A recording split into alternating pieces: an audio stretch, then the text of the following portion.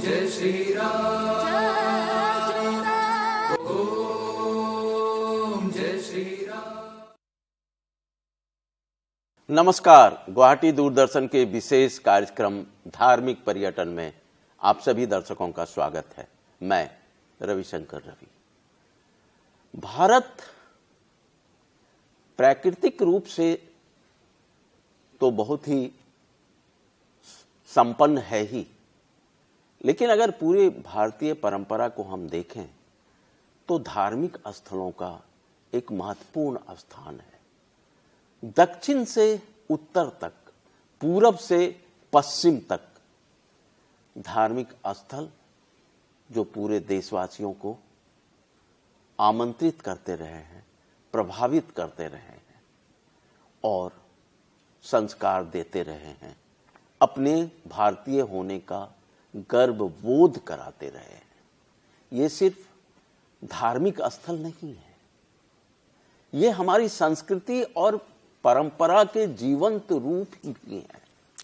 और एक धार्मिक स्थल का देश के दूसरे धार्मिक स्थल के साथ एक संबंध रहा है।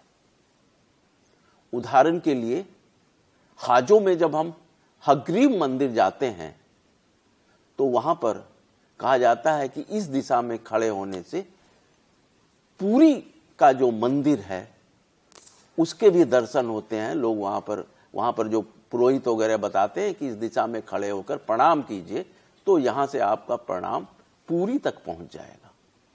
ये अब अगर आप द्वारिका की बात करें और इम्फाल की बात करें, कहां द्वारिका, कहां इम्फाल, कहां वृंदावन, लेकिन श्री कृष्ण का जो चरित्र रहा है, जो जीवन रहा है, वो वृंदावन से लेकर नॉर्थ ईस्ट के मणिपुर की राजधानी इम्फाल तक पहुंचता है। श्री राम सिर्फ अयोध्या तक उनका यह नहीं रहा है। चाहे आप पंचवटी जाइए, श्री राम के अलग अलग कालखंडों के अलग अलग उनके कार्यों के का जो प्रभाव है वह देश के विभिन्न हिस्सों में स्थापित है, प्रभावित है।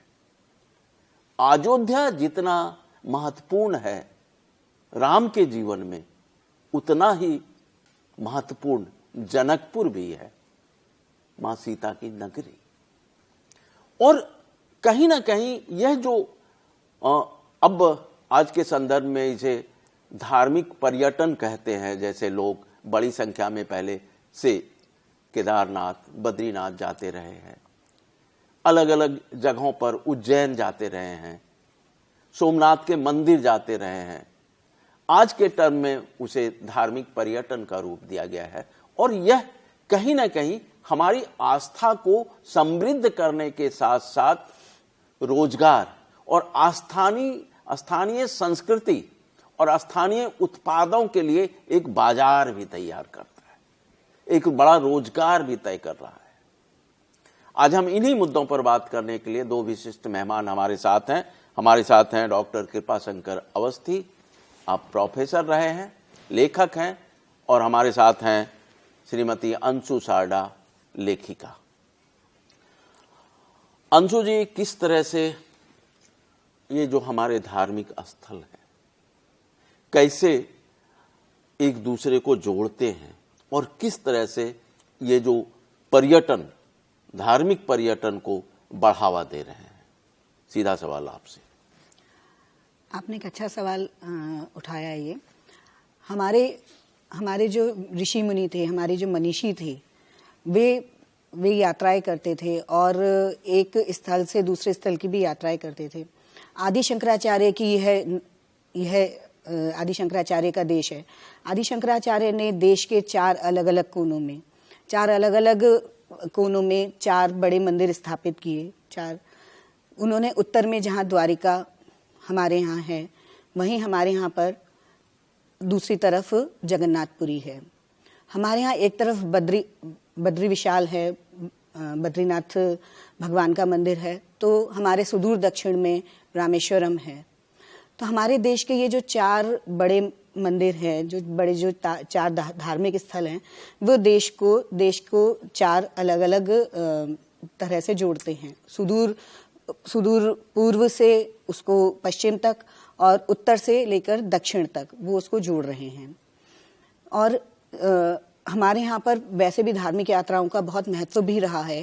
पहले के समय में भी लोग धार्मिक यात्राएं करते थे। और इस तरह से धार्मिक पर्यटन को जो है बढ़ावा देने के लिए सिर्फ धार्मिक पर्यटन, सिर्फ धार्मिक स्थलों के दर्शन नहीं होते हैं, देश को एक दूसरे से जोड़ते हैं। जैसे डॉक्टर अवस्थी, सती का खंडों में विभाजित हो जाना, शिव जी के उनकी भ्रुकुटी जब तनी और उनका तीसरा नेत्र खुला तो किस तरह से भस्मासुर हो जाते हैं, और उसके बाद वो जो उनका जो गुस्सा प्रकट होता है और उसको लगा जैसे कि पूरी प्रकृति समाप्त हो जाएगी, और किस तरह से विष्णु भगवान ने सती को चक्र से खंडित किया और अलग अलग जगहों पर गिरा, क्योंकि जब तक माँ की चिता वहां पर रहती, माँ का वह शरीर वहां पर रहता, शिव का गुस्सा शांत नहीं होता। और किस तरह से सती के अलग अलग खंड हुए और सती स्थल के रूप में आज पूरे देश में अलग अलग स्थलों पर धार्मिक स्थल हैं, और किस तरह से वह एक दूसरे को जोड़ते हैं। अपने देश की एक खास पहचान है जी। हम लोग बहुभाषी, बहुत मतावलंबी, कई मत हैं, और सबों को एक सूत्र में जोड़ना है। यानी हम लोगों को बहुता में एकता लानी थी। तो धर्म सिर्फ आपको ही संस्कार नहीं देता, धर्म ये संस्कार देता है कि आप सबसे जुड़ें, पक्षियों से जुड़ें, पेड़ों से जुड़ें, मिट्टी से जुड़ें, पहाड़ों से जुड़ें। और जब धर्म ऐसा हो तो प्राकृतिक धर्म, सनातन धर्म ऐसा ही होता है। वो सबको जोड़ के चलता है, उसमें कोई विभेद होता नहीं। लेकिन ये मूर्त रूप में भी तो होना था। तो जैसा अभी बताया अंशु जी ने कि शंकराचार्य ने 4 पीठ स्थापित किए। हम अपने घरों में पूजा कर लेते हैं, कोई दिक्कत नहीं है, स्मरण करते हैं, ढंग से पूजा होती है। लेकिन ये कुएं के मेढक के समान हो जाएगा। हमको और भी ज्ञान इसमें जोड़ना है, और भी परंपराएं जोड़नी है, और भी विशेषताएं बनानी है। तो तीर्थ चलिए, सिर्फ एक जगह के लोग नहीं आते हैं, पूरे देश के लोग आए हुए हैं। एकता बनती है ना। हम लोग एक दूसरे से भाईचारा वहां निभाते हैं, प्रेम बढ़ाते हैं, ये सोच है। और फिर कहानियां जुड़ती चली जाती हैं। सच है, कई स्थलों के बारे में तो क्या क्या नहीं सुनने को। अभी हम लोग आए हुए हैं मां कामरू कामाख्या का दर्शन करने। कहाँ के लोग नहीं मिले, गुजरात के भी लोग थे। हद तो ये कि जो प्रवासी हैं वो भी आए मां का दर्शन करने, उनसे भी मुलाकात हुई, और सब में एक भावना तो देखा, धर्म है, आस्था है, इसलिए कोई विरोध है ही नहीं। इतनी एकता तो अपने आप आ जाती है धर्म के नाम पर, आस्था के नाम पर। तो हमारे धार्मिक स्थल सबको जोड़ते हैं, तोड़ते नहीं हैं। अब जब हम लोग सबको जोड़ करके चलेंगे तो एक संपूर्ण भारत बनता है। संपूर्ण मानव का जो होना चाहिए वो हम लोग यहाँ पर तैयार पाते हैं। सारे मानवों को हम जोड़े रहते हैं। और मानव धर्म, अगर हम लोग कहें कि हमारा धर्म प्राकृतिक धर्म है, सनातन धर्म है, मानव धर्म है। अब इसमें अलग अलग धर्म की शाखाएं हैं, लेकिन मूल तो तना एक ही है, धर्म, मानव धर्म। तो ये सनातन मानव धर्म है और सब जितने भी संप्रदाय मान लें, सब इसकी शाखाएं हैं और हम सबको जोड़ने निकले हैं वसुधैव कुटुंबकम। एक बात और मैं इसमें आगे जोड़ना चाहूंगी कि असम में श्रीमंत शंकरदेव, महापुरुष शंकरदेव ने बड़ी लंबी यात्रा करी। उन्होंने भारत को समझने के लिए और राम और कृष्ण को समझने के लिए उन्होंने पूरे देश की यात्रा करी। उन्होंने 2 बार यात्रा करी। एक बार जो उन्होंने वृंदावन और ये सभी स्थानों पर, अलग अलग स्थलों पर उन्होंने यात्रा करी और जो वहाँ की संस्कृति थी, वहाँ के जो संस्कार थे, वहाँ की जो धार्मिकता थी, उन्होंने उससे असम को जोड़ा। असम में जो उन्होंने एक शरणिया धर्म चलाया, जो उन्होंने एक शरणिया धर्म की स्थापना भी की, वो ऐसे ही स्थापना नहीं हुई, वो उनकी धार्मिक यात्राओं के कारण ही उन्होंने यहाँ पर वे एक नए धर्म को स्थापित कर सके। उस समय में जब यहाँ पर शैव मत बहुत अधिक प्रधान था, लोगों में बहुत अधिक क्रूरता थी, ऐसे में वो जो उन्होंने वैष्णव धर्म अपनाया और उन्होंने एक शरणिया धर्म की स्थापना की, वो इसीलिए कर पाए कि उन्होंने एक लंबी धार्मिक यात्रा करके वे नए उसमें विचारों को उन्होंने जोड़ा, नए उन्होंने संस्कृति को जोड़ा। तो धार्मिक यात्राएं अपने आप में बहुत ही महत्वपूर्ण होती है। एक किसी भी काल में की जाए, वो किसी भी समय में की जाए, वो देश के एक सिरे को दूसरे सिरे से जोड़ती भी हैं। बिल्कुल बिल्कुल। और सही कहा आपने कि सिर्फ जो जैसे श्रीमंत शंकरदेव ने धार्मिक यात्रा की और उसके बाद उन्होंने असम की विभिन्न जनजातियों को एकजुट किया, एक साथ किया और नामघर सत्र की परंपरा उन्होंने स्थापित की। और सिर्फ इतना ही नहीं है, अगर आप बात करें असम की, तो असम में भी बड़ी संख्या में धार्मिक पर्यटक आते हैं। माँ कामाख्या का जो मंदिर है वो देश के अन्यतम शक्तिपीठों में से एक है।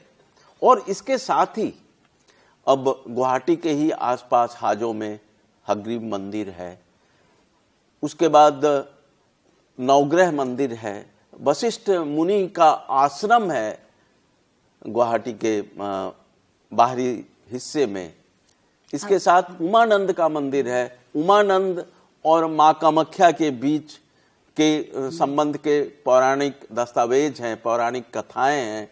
और आप देखिए कि किस तरह से चैतन्य महाप्रभु ने एक परंपरा को जोड़ी।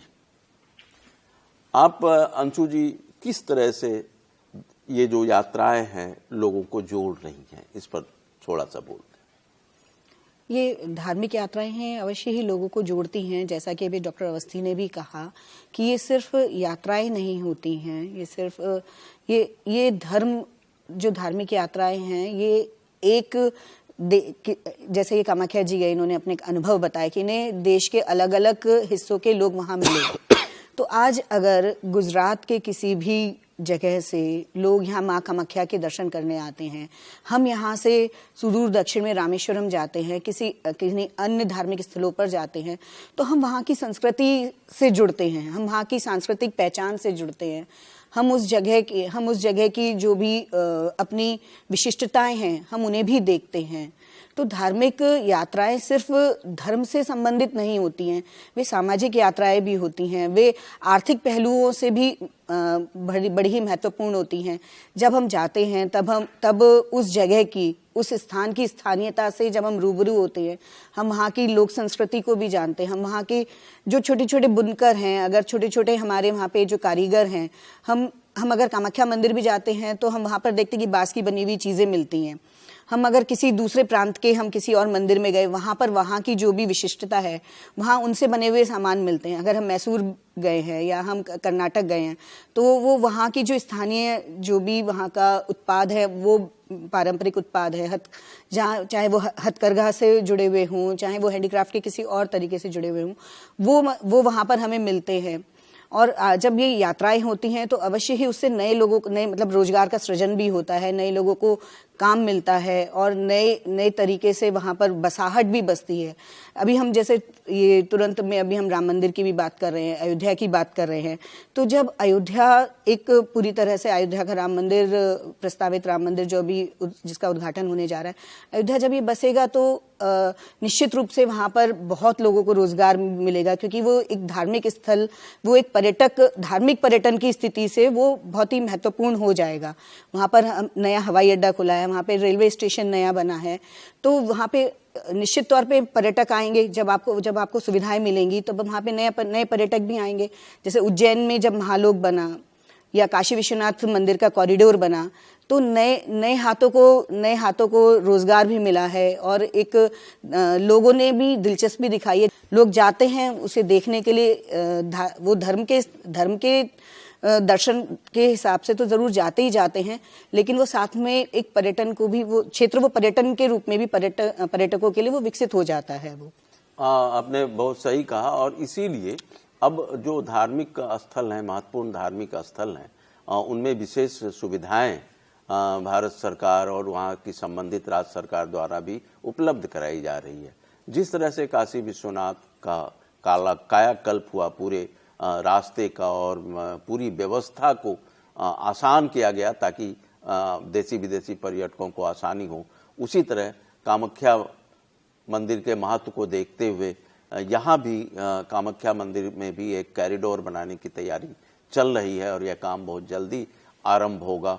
देश के अलग अलग हिस्सों में 4 धाम की हर समय पूरे साल यात्रा के लिए लगातार प्रयास किए जा रहे हैं ताकि लोग हर सीजन में बद्रीनाथ, केदारनाथ जो और उससे जुड़े हुए जो धाम हैं वहाँ तक यात्रा कर सकें। वैष्णव देवी का जो पूरा जो परिसर है या जो पूरा वहाँ पर आसपास की व्यवस्था है कितनी उन्नत हो गई हैं, ताकि कहीं ना कहीं जब अमरनाथ की यात्रा होती है तो किस तरह से पूरे देश की सरकार मिलजुल कर उसको विकसित करने में लगी हुई हैं। आप अमरनाथ यात्रा की बात करें तो मैं एक छोटी सी अपनी बात को जरूर कहना चाहूंगी कि पहले किसी समय में अमरनाथ यात्रा को बहुत दुष्कर माना जाता था, दुष्कर आज भी है वह, लेकिन आज उसको पहले के मुकाबले, मैं भी अमरनाथ यात्रा पर गई हूँ, तो आज उसको पहले के मुकाबले अधिक लोग जा रहे हैं, क्योंकि वहां पर सुविधा जा पा रहे हैं, क्योंकि वहां पे अब मूलभूत सुविधाओं को अधिक विकसित कर दिया गया है। इसीलिए यही है कि अगर आपको धार्मिक स्थलों को एक धार्मिक पर्यटन के रूप में बढ़ावा देना है तो आपको मूलभूत सुविधाएं मतलब मूलतः आपको विकसित करनी पड़ेंगी। निश्चित रूप से अब देखिए, जो जब जिस समय का जैसा समाज था उसके अनुसार सुविधाएं थी।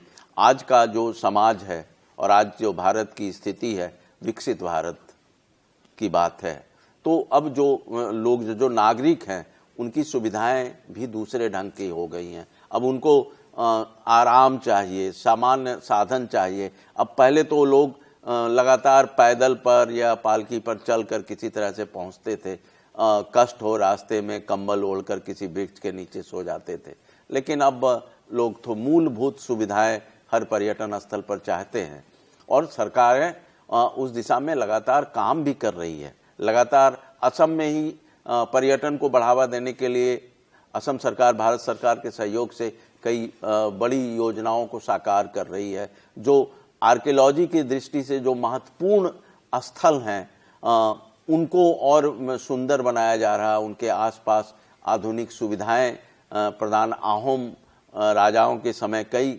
महत्वपूर्ण स्थल हैं जिन्हें यूनेस्को में भी शामिल कराने की पहल शुरू हो गई है।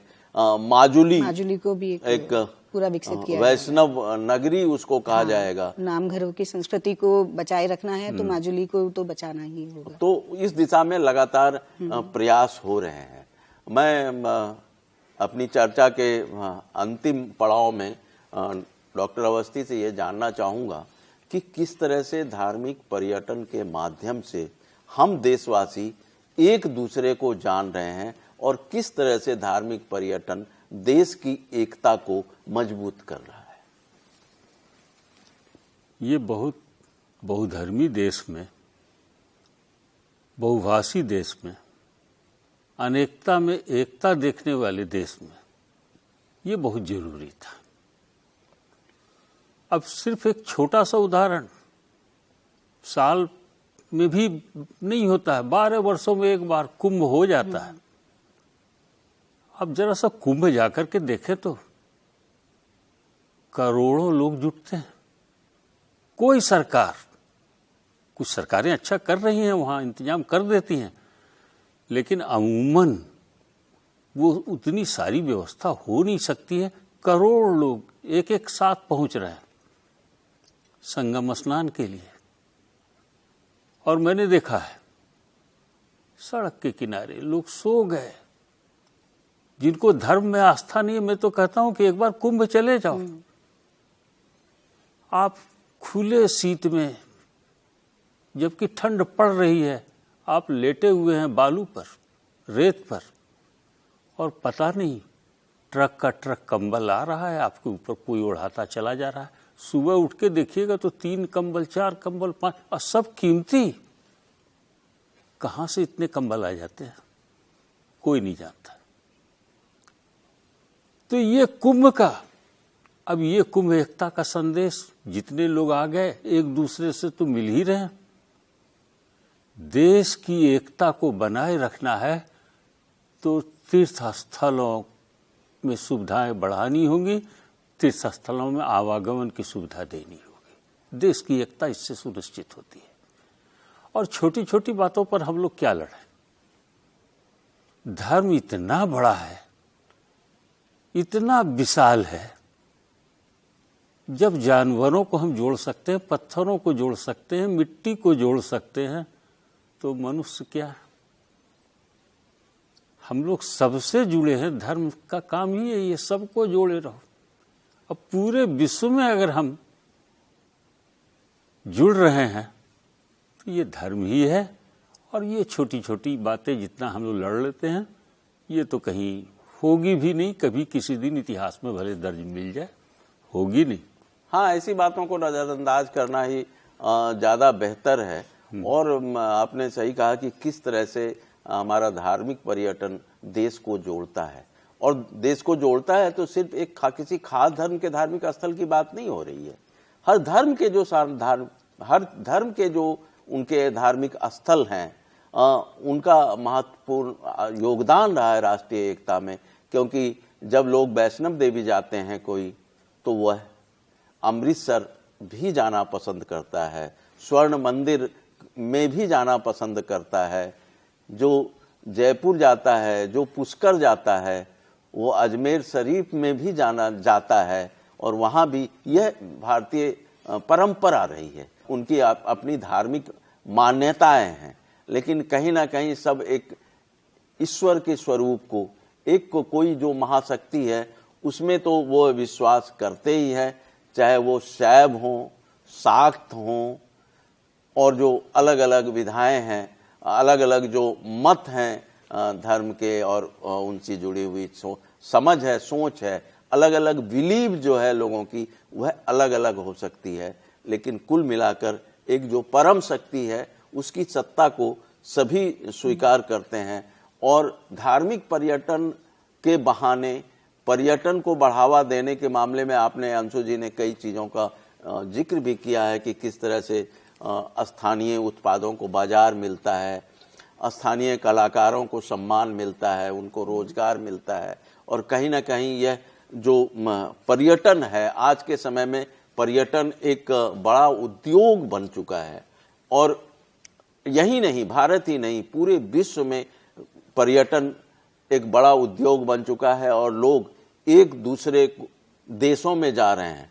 हम सूरीनाम भी जा रहे हैं, हम अमेरिका भी जा रहे हैं, हम विश्व के अलग, हम श्रीलंका भी जा रहे हैं। और कहीं ना कहीं जब हम श्रीलंका की यात्रा करते हैं तो जो राम कथा से जुड़े हुए जो धार्मिक स्थल हैं, हम उन जगहों पर जाना चाहते हैं कि रावण का भवन कहाँ था, सीता वाटिका कहाँ थी, कहाँ पर सीता जी को रखा गया था, वह बाग कैसा था जहाँ पर श्री हनुमान ने अपना कर्तव्य दिखाया था। ये सारी चीज़ें इस परंपरा में रही हैं।